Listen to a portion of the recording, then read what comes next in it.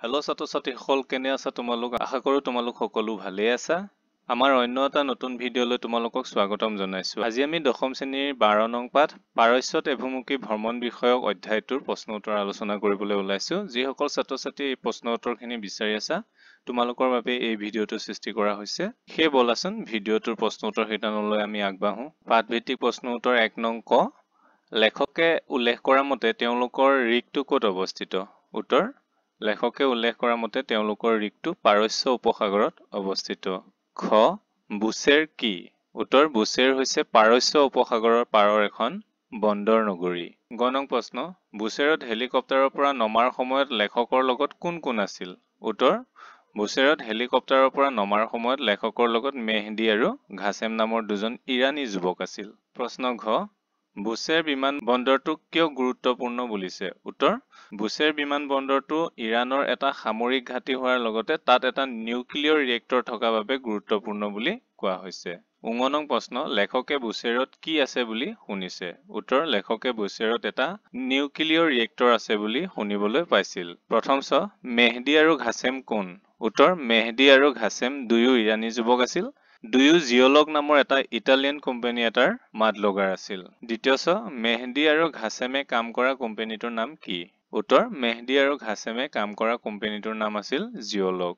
বৰ্গীয় জ. ভেংকি ক'ত থাকে? উত্তৰ: ভেংকি বুছেৰত থাকে। ঝ. ভেংকিয়ে কি কৰে? উত্তৰ: ভেংকিয়ে বুছেৰৰ পৰা ৰিগলৈ যাব লগা হেলিকপ্টাৰ আৰু সামগ্ৰী যোগানকাৰী জাহাজসমূহৰ তদাৰক কৰে। নেক্সট কুৱেশ্যন: আবুজাৰ কোন? উত্তৰ: আবুজাৰ এজন ট্ৰেভেল এজেণ্ট। আগা শব্দৰ অৰ্থ কি? উত্তৰ: আগা শব্দটো হ'ল শ্ৰীযুতৰ সমাৰ্থক শব্দ, অৰ্থাৎ আগাৰ অৰ্থ হ'ল শ্ৰীযুত। মূৰ্ধন্য ঠ. ইৰাণে কেতিয়া ইছলামিক গণতন্ত্ৰ হিচাপে স্বীকৃতি লাভ কৰে? উত্তৰ: 1979 চনৰ 1 এপ্ৰিলত বিখ্যাত ধৰ্মীয় বিপ্লৱৰ ফলস্বৰূপে ইৰাণে ইছলামিক গণতন্ত্ৰ হিচাপে স্বীকৃতি লাভ কৰে। মূৰ্ধন্য ড. ইৰাণৰ ইছলামিক গণতন্ত্ৰৰ প্ৰতিষ্ঠাতা কোন? উত্তৰ: ইৰাণৰ ইছলামিক গণতন্ত্ৰৰ প্ৰতিষ্ঠাতা আছিল ইমাম আয়াতুল্লাহ খোমেনি। মূৰ্ধন্য ধ. ইৰাণৰ কোনটো বিষয়ে লেখকৰ কৌতূহল বৃদ্ধি কৰিছিল? উত্তৰ: ইৰাণৰ বুছেৰত থকা গোলাকৃতিৰ স্থাপত্যটোৱে লেখকৰ কৌতূহল বৃদ্ধি কৰিছিল। মূৰ্ধন্য ন. ইৰাণৰ ৰাজধানীৰ নাম কি? উত্তৰ: ইৰাণৰ ৰাজধানীৰ নাম তেহৰান। প্ৰিয় ছাত্ৰ-ছাত্ৰীসকল, আমাৰ এই ইউটিউব চেনেলটোত সকলো শ্ৰেণীৰে সকলো বিষয়ৰে বিভিন্ন চেপ্টাৰৰ ভিডিঅ'সমূহ সন্নিৱিষ্ট কৰা আছে। তোমালোকে অন্য বিষয়ৰ ভিডিঅ'সমূহো আমাৰ এই চেনেলত পাবলৈ সক্ষম হ'বা। সেইকাৰণে আমাৰ চেনেলটো ছাবস্ক্ৰাইব কৰি ভিডিঅ'বোৰৰ পৰা তোমালোকৰ প্ৰশ্ন উত্তৰসমূহ সংগ্ৰহ কৰি ল'বা। আৰু লগতে এই ভিডিঅ'টোত এটা লাইক কৰি দিবা। লাইক কৰিলে আমি অলপ উৎসাহী হওঁ। এতিয়া প্ৰশ্ন উত্তৰ শিতানলৈ আগবাঢ়িছোঁ। দন্ত্যত তেহৰানত বিমানবন্দৰ কেইটা? উত্তৰ: তেহৰানত দুটা বিমানবন্দৰ আছে, মেহৰাবাদ বিমানবন্দৰ আৰু খোমেনি আন্তৰ্জাতিক বিমানবন্দৰ। ইয়াৰ পিছৰ প্ৰশ্ন: লেখক থকা তেহৰানৰ হোটেলখনৰ নাম কি? উত্তৰ: লেখক থকা তেহৰানৰ হোটেলখনৰ নাম আছিল হোটেল হুমা। দন্ত্য ভাৰতৰ প্ৰায়বোৰ তৈলক্ষেত্ৰ কেনেকুৱা শিলাস্তৰত অৱস্থিত? উত্তৰ: ভাৰতৰ প্ৰায়বোৰ তৈলক্ষেত্ৰ নৱজীৱী মহাকল্পৰ শিলাস্তৰত অৱস্থিত। দন্ত্য ধ. স্লাম বাৰ্জাৰ কি? উত্তৰ: স্লাম বাৰ্জাৰ হ'ল তৈল উদ্যোগৰ সৈতে অতি ঘনিষ্ঠভাৱে জড়িত এটা বহুৰাষ্ট্ৰীয় কোম্পানী। দন্ত্য ন. ইৰাণীসকলে নৱবৰ্ষক কি বোলে? উত্তৰ: ইৰাণীসকলে নৱবৰ্ষক নৌৰুজ বোলে। প. বেহেস্তি জাহৰা কি? উত্তৰ: বেহেস্তি জাহৰা হ'ল তেহৰানৰ এখন বিখ্যাত সমাধিস্থল। ইয়াৰ পৰিসীমা কেইবা কিলোমিটাৰ জুৰি ব্যাপ্ত। ইয়াত খোৱা-বোৱাৰ দোকানৰ পৰা খেলপথাৰলৈকে সকলো আছে। ফ. শিৰিন ইবাদী কোন? উত্তৰ: শিৰিন ইবাদী হ'ল ইৰাণৰ এগৰাকী নোবেল বঁটা বিজয়ী সংগ্ৰামী নেত্ৰী। ব. চেনি কোনে আৱিষ্কাৰ কৰিছিল? উত্তৰ: সম্ৰাট জামছেদে চেনি আৱিষ্কাৰ কৰিছিল। ভ. লেখকে ইৰাণলৈ কি দায়িত্ব লৈ গৈছিল? উত্তৰ: লেখকে ইৰাণলৈ তেল অন্বেষণৰ দায়িত্ব লৈ গৈছিল। ম. ইৰাণৰ আন্তঃৰাষ্ট্ৰীয় বিমানবন্দৰটোৰ নাম কি? উত্তৰ: ইৰাণৰ আন্তঃৰাষ্ট্ৰীয় বিমানবন্দৰটোৰ নাম হ'ল খোমেনি ইণ্টাৰনেশ্যনেল এয়াৰপোৰ্ট। অন্তস্থ জ. কেন্দ্ৰৰ অৰ্থ কি? উত্তৰ: কেন্দ্ৰৰ অৰ্থ হ'ল চেনি। প্ৰশ্ন নং 2: তেলৰ বাবে চলোৱা খনন কাৰ্যত মাডলগিং আহিলাসমূহৰ ভূমিকা কি? উত্তৰ: তেলৰ বাবে চলোৱা খনন কাৰ্যত মাডলগিং আহিলাসমূহৰ ভূমিকা অতি গুৰুত্বপূৰ্ণ। এইবোৰৰ জৰিয়তে সংগ্ৰহ কৰা তথ্যই এখন নতুন তৈলক্ষেত্ৰ বা তেলৰ পুং আৱিষ্কাৰ তথা কোনো বিপদজনক পৰিস্থিতি নোহোৱাকৈ খনন কাৰ্য চলোৱাত সহায় কৰে। ভূতত্ত্ববিদসকলৰ বাবে এই আহিলাসমূহ অতি গুৰুত্বপূৰ্ণ, কাৰণ মাডলগিং ইউনিটে প্ৰেৰণ কৰা তথ্য পৰীক্ষা কৰিয়ে ভূতত্ত্ববিদসকলে কোনো স্থানত তেল পাবনে নাপাব আৰু খনন কাৰ্যত হ'ব পৰা বিপদ আদি সম্পৰ্কে সুনিশ্চিত হ'ব পাৰে। প্ৰশ্ন নং 3, বুছেৰ চহৰৰ এটা বিৱৰণ দিয়া। উত্তৰ, বুছেৰ এখন পাৰস্য উপসাগৰৰ পাৰত অৱস্থিত ইৰাণৰ সৰু চহৰ। সৰু চহৰ হলেও কিন্তু বুছেৰৰ ৰাস্তা ঘাট অতি সুপৰিকল্পিত আৰু যথেষ্ট পৰিষ্কাৰ পৰিচ্ছন্ন। চহৰৰ ৰাস্তাবোৰ চাৰি শাখাযুক্ত আৰু মাজত ডিভাইডাৰ থকা। বুছেৰৰ নগৰ পৰিকল্পনা অতি সুন্দৰ। প্ৰতিটো ঘৰ সুৰক্ষিতভাৱে ওখ ওখ দেৱালেৰে আৱৰা আৰু আৱাসিক অঞ্চলৰ ঘৰবোৰ 2 বা 3 মহলীয়া। চহৰখনৰ মহিলাসকলৰ সাজ-পোছাকসমূহো আধুনিক আৰু সকলো মহিলাই তাত বুৰ্খা পৰিধান নকৰে। তদুপৰি বুছেৰত এটা অতি গুৰুত্বপূৰ্ণ বিমানবন্দৰ আছে, যিটো ইৰাণৰ এটা সামৰিক ঘাটি। বুছেৰত এটা নিউক্লিয়াৰ ৰিয়েক্টৰ থকাৰ লগতে এটা পাৰমাণৱিক গৱেষণা কেন্দ্ৰও আছে। প্ৰশ্ন নং 4, ইৰাণৰ ইতিহাসৰ বিষয়ে চমুকৈ লিখা। উত্তৰ, ইৰাণ হ'ল মানৱ সভ্যতাৰ প্ৰাচীন ইতিহাসৰ ধ্বজাবাহক। প্ৰত্নতাত্ত্বিক, ঐতিহাসিক, সাংস্কৃতিক ঐতিহ্য তথা বিৰল কীৰ্তিস্তম্ভৰ যোগেদি ইৰাণৰ প্ৰাচীন সভ্যতা আজিও সজীৱ হৈ আছে। প্ৰায় 4000 বছৰ পূৰ্বে আৰ্য গোষ্ঠীৰ লোকসকলে ইৰাণলৈ আহি বসবাস কৰিবলৈ লৈছিল। খ্ৰীষ্টপূৰ্ব প্ৰায় 6 শতিকাৰ পূৰ্বে বিখ্যাত ৰজা চাইৰাছে উত্তৰ ইৰাণৰ মেদেছসকলক পৰাস্ত কৰি ইৰাণবাসীক একত্ৰিত কৰিছিল। খ্ৰীষ্টপূৰ্ব 529ত চাইৰাছৰ মৃত্যুৰ পিছত নতুন ৰজা দৰিয়াছে সাম্ৰাজ্য প্ৰসাৰৰ প্ৰয়াস কৰিছিল যদিও পৰৱৰ্তী কাল অৰ্থাৎ 4ৰ্থ শতিকাত আলেকজেণ্ডাৰৰ আগমনত চাইৰাছৰ পাৰ্চেপোলিছ সাম্ৰাজ্যৰ পতন ঘটিছিল। খ্ৰীষ্টপূৰ্ব 2য় শতিকালৈকে ইৰাণত গ্ৰীকসকলে শাসন কৰাৰ পাছত পাৰ্থিয়ানসকলে ইৰাণৰ শাসনভাৰ লাভ কৰিছিল আৰু পাৰ্থিয়ানসকলৰ ৰাজত্ব কালত জোৰাষ্ট্ৰিয়ান ধৰ্মই ইৰাণৰ ৰাজধৰ্ম হিচাপে স্বীকৃতি লাভ কৰিছিল। 350 বছৰীয়া পাৰ্থিয়ান শাসনৰ পাছত চাজানিকসকলে 4টা শতিকা ইৰাণত ৰাজত্ব কৰিছিল। ইয়াৰ পাছতে আৰবসকলৰ ইৰাণলৈ আগমন ঘটে আৰু ইয়াৰ লগে লগে ইৰাণৰ ইতিহাসৰ পৰিৱৰ্তন হ'বলৈ ধৰিছিল। আৰবসকলে ইৰাণলৈ মুছলিম ধৰ্মৰ আগমন ঘটাইছিল আৰু সময় অতিবাহিত হোৱাৰ লগে লগে ইছলাম ধৰ্মক ইৰাণৰ মুখ্য ধৰ্ম হিচাপে স্বীকৃতি দিয়া হৈছিল। কেইবা শতিকা জুৰি চলা আৰব শাসনৰ পৰৱৰ্তী কালত বহুতো বিদেশী শক্তিৰ আক্ৰমণত ইৰাণ বিধ্বস্ত হৈ পৰিছিল। ছাফাভিদ বংশৰ ৰাজত্বকালত ইৰাণে কিছু পৰিমাণে পূৰ্বৰ খ্যাতি ঘূৰাই পাইছিল যদিও পৰৱৰ্তী কালত আফগানসকলৰ আক্ৰমণত ছাফাভিদ শাসনৰ পতন হৈছিল। ইৰাণৰ শাসক নাদিৰ শ্বাহ ভাৰতৰ ইতিহাসৰো এক উল্লেখযোগ্য চৰিত্ৰ। তেওঁ ভাৰত আক্ৰমণ কৰি এটা বিশাল ৰাজভঁৰাল লুট কৰি ইৰাণলৈ লৈ গৈছিল, যাৰ ফলত তেওঁ পৰৱৰ্তী 3 বছৰে দেশবাসীৰ পৰা কোনো কৰ সংগ্ৰহ কৰা নাছিল।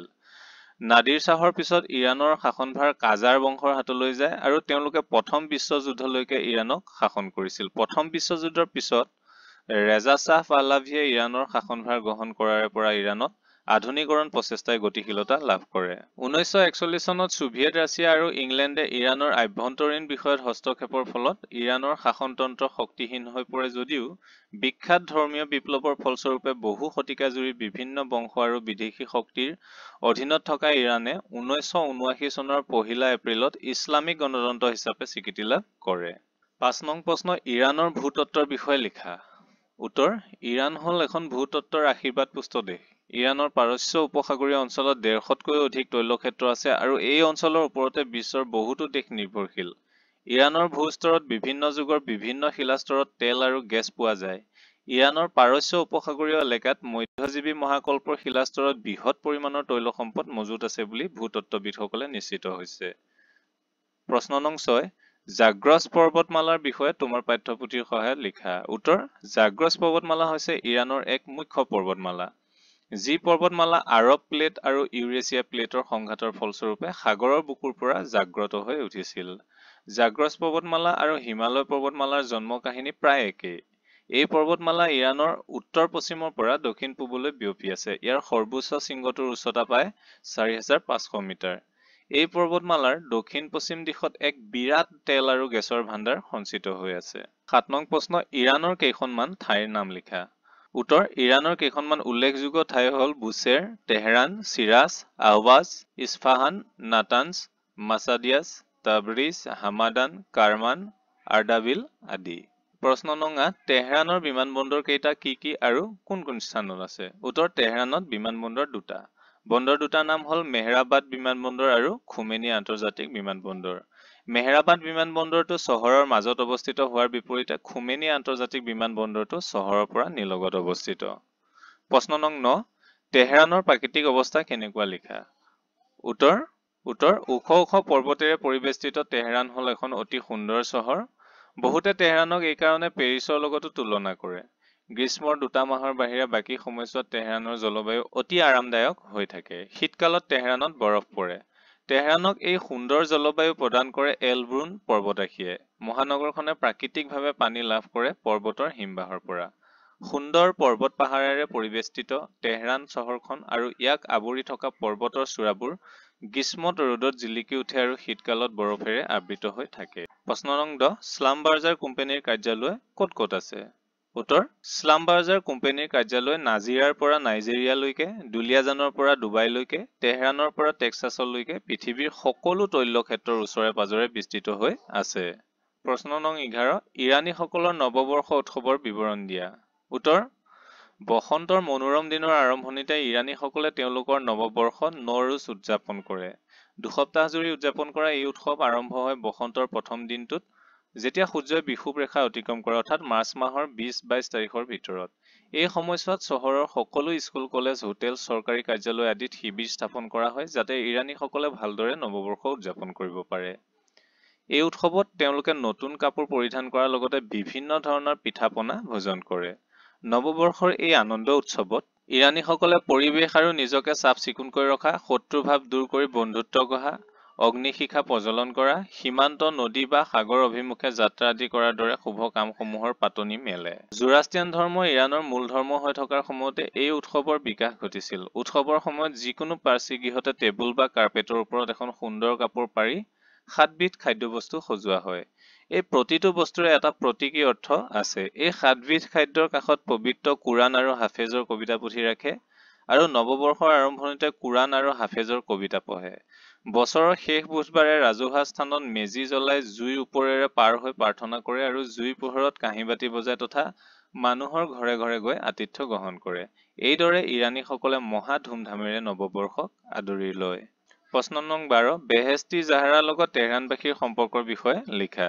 উত্তৰ বেহেস্তি জাহাৰা হ'ল তেহৰানৰ এক জনপ্ৰিয় স্থান। দৰাচলতে বেহেস্তি জাহাৰা হ'ল তেহৰানৰ মুখ্য সমাধিস্থল। ই কেইবা কিলোমিটাৰ জুৰি বিস্তৃত হৈ আছে। তেহৰানক জানিব বা অনুভৱ কৰিবলৈ বেহেস্তি জাহাৰা হ'ল উত্তম স্থান। ই তেহৰানৰ গুণ গৰিমা সুন্দৰভাৱে প্ৰতিফলিত কৰে। ইয়াত খোৱা বোৱাৰ দোকানৰ পৰা খেলপথাৰলৈকে সকলো আছে। প্ৰশ্ন নং 13 শ্ৰীনিবাদী কোন? তেওঁৰ সংগ্ৰামৰ বিষয়ে পাঠ্যপুথিৰ সহায়ত লিখা।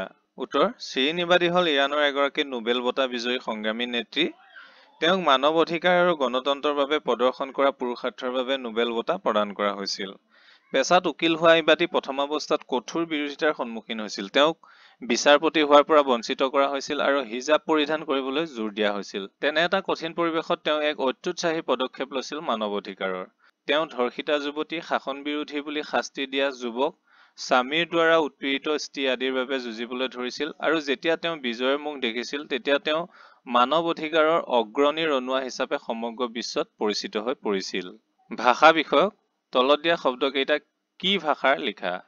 উত্তৰ কেঁচি, দোৱাত, চিয়াহী আৰু চিচা ফাৰ্চী ভাষাৰ শব্দ। আনহাতে কেণ্ডি হ'ল এটা ইংৰাজী শব্দ যিটোৰ উৎপত্তি ফাৰ্চী শব্দ কেণ্ডৰ পৰা হৈছে। প্ৰশ্ন নং 2 তলত দিয়া শব্দকেইটাৰ অৰ্থ লিখা। খেলে মামনুন, মেৰচি, চালাম। উত্তৰ খেলে মামনুন মানে ধন্যবাদ, মেৰচি মানেও ধন্যবাদ আৰু চালাম মানে হৈছে অভিবাদন জনোৱা, বিদায় দিয়া বা নমস্কাৰ জনোৱা।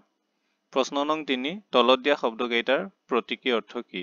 উত্তৰ প্ৰদত্ত শব্দকেইটাৰ প্ৰতীকী অৰ্থসমূহ হ'ল চবজে। চবজে মানে ঘেঁহু বা দাইল। ইয়াৰ প্ৰতীকী অৰ্থ হৈছে পুনৰ জন্মৰ প্ৰতীক।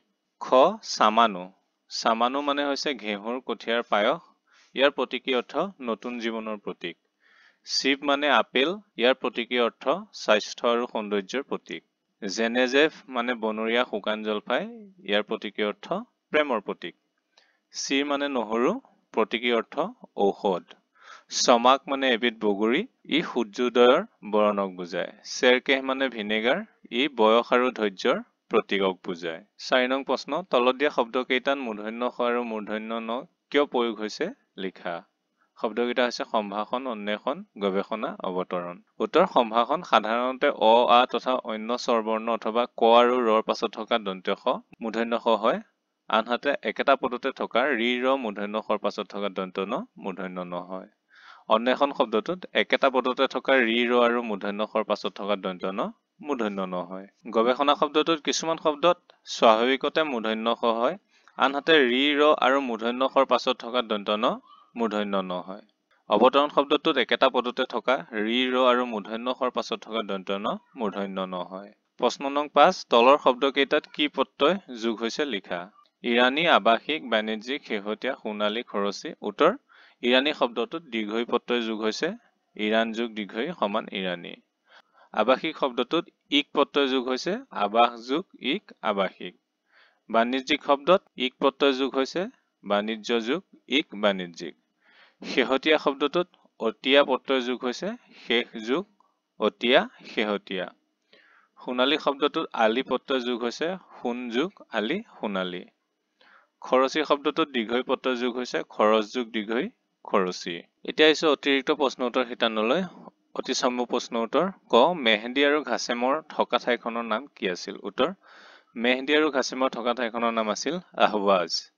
খ, ইৰাণৰ পাৰমাণৱিক কাৰ্যসূচীৰ মূল কেন্দ্ৰ কি? উত্তৰ, ইৰাণৰ পাৰমাণৱিক কাৰ্যসূচীৰ মূল কেন্দ্ৰ হ'ল উত্তৰ দিশত অৱস্থিত নাতাঞ্জৰ ভূগৰ্ভত থকা প্ৰকল্প। প্ৰশ্ন ক, লেখকৰ সহযোগী ভেংকি থকা ষ্ট্ৰীটটোৰ নাম কি? উত্তৰ, নুৰ হুছেইন ষ্ট্ৰীট। ঘ নম্বৰ, ইৰাণী মহিলাসকলে মূৰ ঢাকি লোৱা স্কাৰ্ফখনৰ নাম কি? উত্তৰ, হিজাব। উঙ, বুচেৰত লেখকে প্ৰত্যক্ষ কৰা দান পাত্ৰবোৰ কাৰ পৃষ্ঠপোষকতাত স্থাপন কৰা হৈছিল? উত্তৰ, চৰকাৰী পৃষ্ঠপোষকতাত স্থাপন কৰা হৈছিল। প্ৰথমচৰ ৰজা চাইৰাছে কাক পৰাস্ত কৰি ইৰাণবাসীক একত্ৰিত কৰিছিল? উত্তৰ, ৰজা চাইৰাছে উত্তৰ ইৰাণৰ মেদেছসকলক পৰাস্ত কৰি ইৰাণবাসীক একত্ৰিত কৰিছিল। দ্বিতীয়চৰ কিমান খ্ৰীষ্টপূৰ্বত চাইৰাছৰ মৃত্যু হৈছিল? উত্তৰ, খ্ৰীষ্টপূৰ্ব 529ত চাইৰাছৰ মৃত্যু হৈছিল। বৰ্গীয় জ, কোনে চাইৰাছৰ পাৰ্চেপলিছ সাম্ৰাজ্যৰ পতন ঘটাইছিল? উত্তৰ, আলেকজেণ্ডাৰে চাইৰাছৰ পাৰ্চেপলিছ সাম্ৰাজ্যৰ পতন ঘটাইছিল। ঝ, পাৰ্থিয়ানসকলে কিমান বছৰ ইৰাণত ৰাজত্ব কৰিছিল? উত্তৰ, পাৰ্থিয়ানসকলে প্ৰায় 350 বছৰ ইৰাণত ৰাজত্ব কৰিছিল। নিয়, কাৰ ৰাজত্বকালত ইছলাম ধৰ্মৰ চিয়া সম্প্ৰদায়ে ৰাজধৰ্মৰ খিতাপ লাভ কৰিছিল? উত্তৰ, ছাফাভিদ বংশৰ শাসক শ্বাহ তপধ্বজৰ ৰাজত্বকালত ইছলাম ধৰ্মৰ চিয়া সম্প্ৰদায়ে ৰাজধৰ্মৰ খিতাপ লাভ কৰিছিল। মূৰ্ধন্যত, নাদিৰ শ্বাহে কিমান চনত ভাৰত আক্ৰমণ কৰিছিল আৰু কোনগৰাকী মোগল সম্ৰাটক পৰাস্ত কৰিছিল? উত্তৰ, নাদিৰ শ্বাহে 1739 খ্ৰীষ্টাব্দত ভাৰত আক্ৰমণ কৰি মোগল সম্ৰাট মহম্মদ শ্বাহক পৰাস্ত কৰিছিল। মূৰ্ধন্যথ, লেখকৰ ইৰাণী বন্ধুৱে আহৱাজৰ পৰা অনা খেজুৰৰ পৰঠাখনৰ নাম কি আছিল? উত্তৰ, নুন কুৰমাই। মূৰ্ধন্যত, জাগ্ৰজ পৰ্বতৰ সৰ্বোচ্চ শৃংগটোৰ উচ্চতা কিমান? উত্তৰ, প্ৰায় 4500 মিটাৰ। মূৰ্ধন্যত, তেহৰান চহৰখনে ক'ৰ পৰা খোৱাপানী লাভ কৰিছিল? উত্তৰ, তেহৰান চহৰখনে পৰ্বতৰ ওপৰৰ হিমবাহৰ পৰা খোৱাপানী লাভ কৰিছিল। মূৰ্ধন্য, স্লাম-বাৰ্জাৰৰ প্ৰতিযোগী আমেৰিকান কোম্পানী দুটাৰ নাম কি কি? উত্তৰ, স্লাম-বাৰ্জাৰৰ প্ৰতিযোগী আমেৰিকান কোম্পানী দুটাৰ নাম হ'ল হেলিবাৰ্টন আৰু বেকাৰ। দন্ত্যত, ৰথীন্দ্ৰনাথ গোস্বামীয়ে কোনখন গ্ৰন্থৰ বাবে হেম বৰুৱা সৌৰণী বঁটা লাভ কৰে? উত্তৰ, মহাসমুদ্ৰৰ সিপাৰে গ্ৰন্থখনৰ বাবে। 2 নং ক, বুচেৰৰ ইৰাণী মহিলাসকলৰ সাজ-পোছাক কেনেধৰণৰ আছিল? উত্তৰ, বুচেৰৰ ইৰাণী মহিলাসকলৰ সাজ-পোছাকসমূহ আধুনিক আছিল। সকলোবোৰ মহিলাই বুৰ্খা পৰিধান কৰা নাছিল। আধাতকৈ বেছিয়ে বিশেষকৈ যুৱতীসকলে টি-চাৰ্ট, জিন্স, কেটছ আদি পিন্ধিছিল আৰু হিজাব নামৰ একোখন স্কাৰ্ফেৰে মূৰটো ঢাকি লৈছিল। খ, নুন কি? উত্তৰ, নুন হ'ল ইৰাণত পোৱা মেচিনত তৈয়াৰী ৰুটি। ই আকৃতিত যথেষ্ট ডাঙৰ হয়। সাধাৰণতে ইৰাণী লোকসকলে নুন ঘৰত প্ৰস্তুত নকৰি দোকানৰ পৰা কিনি খায়। এইবোৰ শুকান আৰু লিকতা হয়। প্ৰশ্ন ক, লেখকে বুচেৰত পাৰমাণৱিক গৱেষণা চলাৰ বিষয়ে কেনেকৈ নিশ্চিত হৈছিল? উত্তৰ, লেখকে তেওঁৰ কোম্পানীৰ ডাটা ইঞ্জিনিয়াৰ জাভেদৰ পৰা বুচেৰত এটা নিউক্লিয়াৰ ৰিয়েক্টৰ থকাৰ কথা শুনিছিল। ইয়াৰ পৰাই লেখকে বুচেৰত পাৰমাণৱিক গৱেষণা চলাৰ বিষয়ে নিশ্চিত হৈছিল। প্ৰশ্ন ঘ, নাদিৰ শ্বাহ কোন আছিল আৰু ভাৰতবৰ্ষৰ সৈতে তেওঁৰ সম্পৰ্ক কি? উত্তৰ, নাদিৰ শ্বাহ ইৰাণৰ শাসক আছিল। তেওঁ 1737 পৰা 1747 ইৰাণত ৰাজত্ব কৰিছিল।